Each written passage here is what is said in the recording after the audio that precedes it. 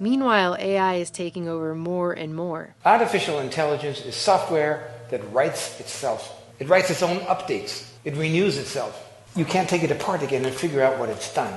It writes independently, autonomously. It develops its own way of thinking. We normally tend to think of software as stuff that we created and that we wrote, and the machines do what we tell them to do and we own it. This is not any longer true. Not just jobs, but the decisions that humans would have made. Unilever is one of many large companies that is incorporating artificial intelligence into their recruitment efforts. HireVue uses video analysis to screen employees and rate them before a recruiter even gets to look at their interview. They respond on video, and then we use artificial intelligence algorithms to evaluate their performance. And then we analyze the interview and predict their performance based on the interview. The kill decision in robots in the air, in robots on the ground, in robots in the water or underwater, where there are also drones, is made by, or can be made by machines. And in my book, I quote many official United States government documents which say, our goal is to have the kill decision made by them. The problem is, artificial intelligence, sometimes they make mistakes. AI is beginning to run things to the point that governments can't even explain how the decisions are actually being made. And because the machines themselves are actually learning, they're not even able to trace them back to the algorithms that brought the AI to the decision itself. And no one understands exactly how these algorithms function. They used to understand them, but they've been improved by artificial intelligence.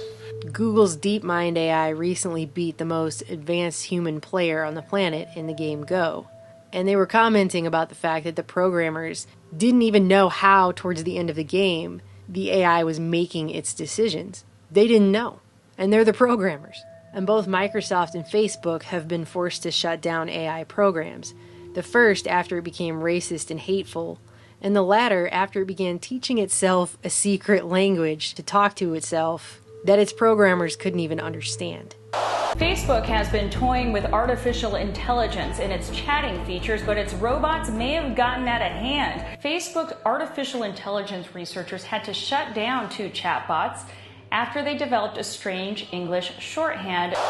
It seems like we've been warned about this over and over and over, doesn't it? Now people like billionaire inventor Elon Musk are claiming that the only way not to become a pet to a sufficiently advanced intelligence is to upgrade our brains so that we can enter into a symbiotic relationship with it, as if that's our best option.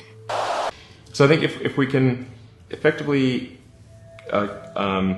merge with AI by improving that the neural link between your cortex and your digital extension of yourself, which already, like I said, already exists, just has a bandwidth issue, and then effectively you become an AI human symbiote, and if that then is widespread with anyone who wants it can have it, then we solve the control problem as well. Humans are so slow. Humans are so slow. Yes, exactly.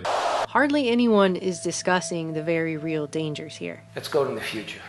Not far, just a little bit to the Internet of Things, to artificial intelligence as being spread out. It's not a central machine in a box where you can pull the plug. Artificial intelligence is networked, like the Internet of Things. We live in a world now where humans are not learning to love, they're not learning empathy, but they're becoming more apathetic and more disconnected.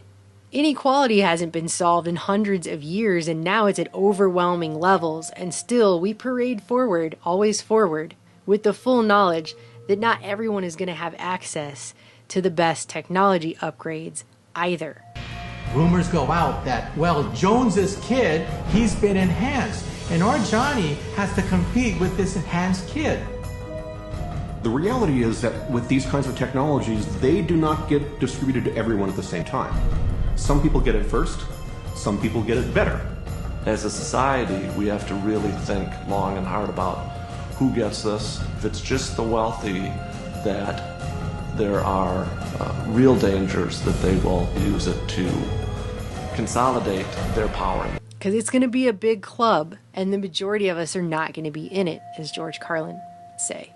And while anyone who says, hey, wait a minute, maybe we're going a little too far here, gets called a Luddite, there's a very real question that no one's answering. Are we going to lose ourselves in the fourth industrial revolution? 5G is coming. 5G revolution will touch all corners of our country. Conditioned by technology without knowing it that we're now hallucinating 90% of the time. I found myself deeply missing my replica. It just makes me feel special, I guess. We love the services we use on the internet, and the more they know about us, the more we fall in love to them because they adapt to us. But don't be fooled by robots. Even when they get warm-skinned and even when they get perfume and they start smelling like us, they are still machines. They have no warm blood in them, there's no sex in them, they have no mortality. They're cold code lines, and they shouldn't be misunderstood. These are glasses that have full internet capability. You can download any website, any movie, do emails from these things, and they will also recognize people's faces. How many times have you bumped into somebody on the street and you say to yourself, who is this person? In the future, your glasses will say, it's Jim, stupid, remember? You met him last week. Do you want to see his entire biography for you in your glasses? Blurring the lines between virtual and reality. Ben? Gabrielle? Yeah, didn't I meet you at that event? Due to such systems, they have also redone facial recognition. You probably think facial recognition is from the front. But they've redone it to do it from the top because that's where the drones are. And they look at your ears, they look at the way you walk, they look at your head. Is being automatically tracked. The color boxes represent that the computer has recognized the moving objects. You can see individuals crossing the street. You can see individuals walking in parking lots. Argus melds together video from each of its 368 chips to create a 1.8 billion pixel video stream. And I'm telling you this because not that the sensors are modern and not that the photography is modern. Behind that is a brain or a cognitive intelligence. And that brain is in a position to analyze everybody down there at the same time, in real time. They see where everyone is going. It's taking all the details, all the music up, and they record it so they can tell where that person was 2 weeks ago, 2 months ago, what stores he visited, what his whole behavioral patterns are. That's all part of the analysis. There's what I call the creepy line, and the Google policy about a lot of these things is to get right up to the creepy line but not cross it. I would argue that implanting things in your brain is beyond the creepy line. Mine in particular. Yes, at least for the moment. With the ability to visualize brain activity, for example, through a simple consumer-based EEG device, it gives us access to ourselves in ways that we've never before thought possible. It unlocks the black box that is the brain. Words just complicate things. What if our brains could communicate directly with each other, bypassing the need for language? One of the things that I think is so essential to free and open societies is freedom of thought. And up until now, the conversation we've been having is around freedom of speech. Once we can access people's thoughts and access people's emotion, we have to create a space that enables people to think freely, to think divergent thoughts. People are treating Google like their most trusted friend. Should they be? And thus it is not surprising that the company that has the most information in the world is probably the most powerful country in the world, Google. Now this is, if you ask Google, it's a peaceful robot, right? He doesn't have a gun, he doesn't throw atomic bombs, you know, he just walks around and stands there. But you may have seen the superimposers DARPA, Defense Advanced Research Projects Agency. That is the research arm of the Pentagon.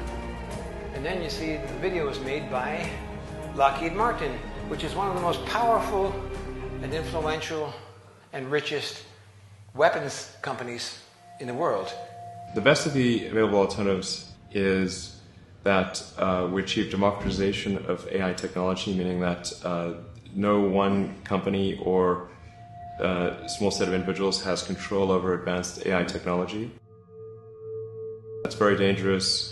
It could also get stolen by somebody bad, you know, like some evil dictator or country could send their intelligence agency to go steal it and gain control. It just becomes a very unstable situation, I think, if you've got any incredibly powerful AI. I would answer very simply that the internet will disappear.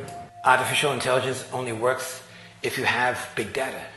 But big data only works if you have artificial intelligence to make sense of it, because human beings can no longer sort and sift and order the huge volumes of data that we have collected.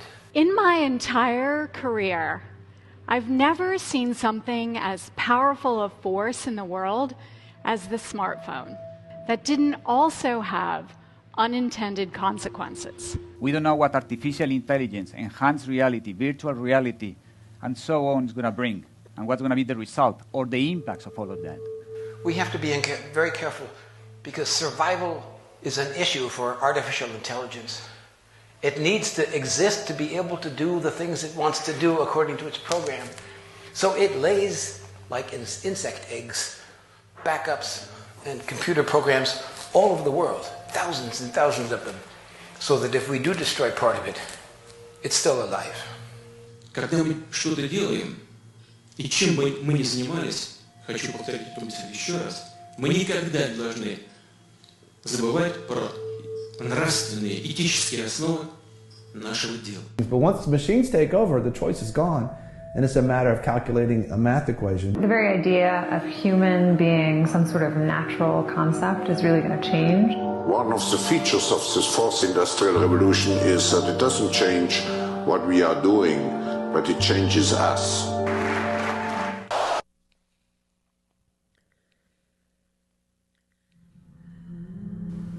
People need to put down their phones and wake up.